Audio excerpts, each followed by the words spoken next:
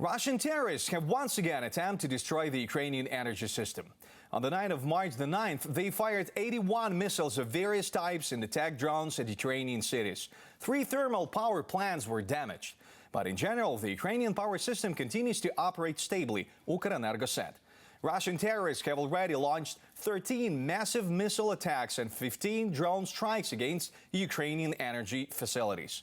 Nevertheless, for about a month now, our country's power system has not experienced any power shortages at all, and Ukrainians' homes have hardly had any power outages. The power engineers told our journalists how they managed to do this. Watch this. Ukrainian power engineers rarely talk to journalists about their work nowadays, because critical infrastructure is one of the main targets of Russian terrorists. Viktor works in a control room at Invading. He sees all accidents on the monitor and finds out the causes. We have defects or some other issue. We have either damaged or grounded cables. Everything is marked on the following screen. We change fuses, determine whether any cable is damaged, and supply power to subscribers in reserve.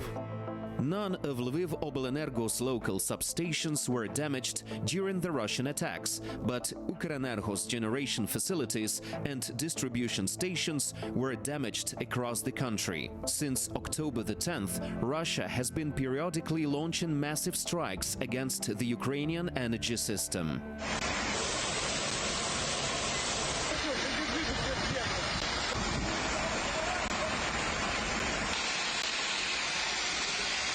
The attacks caused a power shortage in the energy system.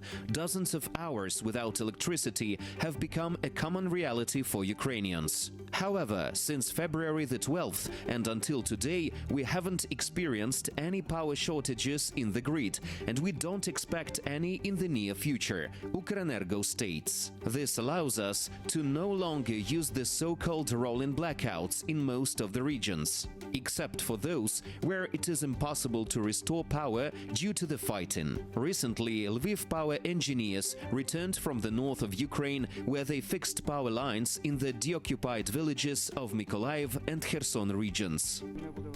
We were shocked. The poles were broken. You could see the reinforcement. The wires were burned and cut. There are no words for what happened there. If the wind was from Kherson, we could hear the explosions very well. We got used to it and started working to restore electricity to people. Although there is no electricity anyway, because the high voltage line comes from Kherson and there are currently hostilities there, so they have been sitting there without electricity for a year or more.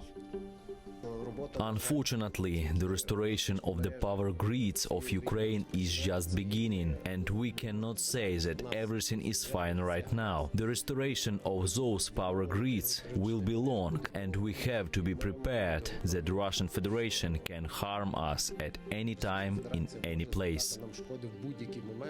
Thanks to Western support, Ukrainian power engineers have learned how to repair networks and equipment in record time, and the air defense forces have learned how to more effectively repel Russian attacks on critical infrastructure.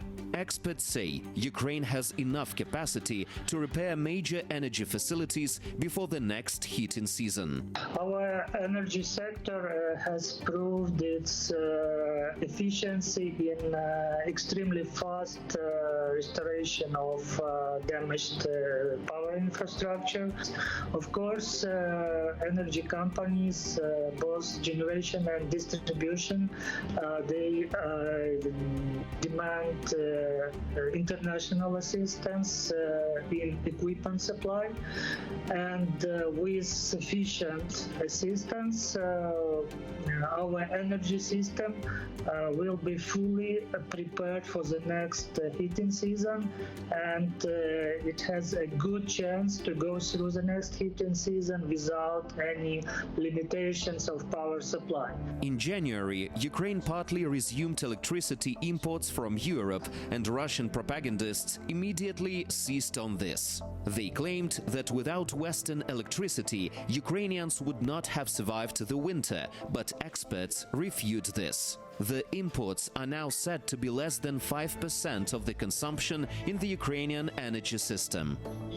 And they cannot be increased due to insufficient number of power lines. Moreover, we can say that now, at certain hours, it is possible to export electricity produced in Ukraine, but I would not put too much weight on imports or exports as of today.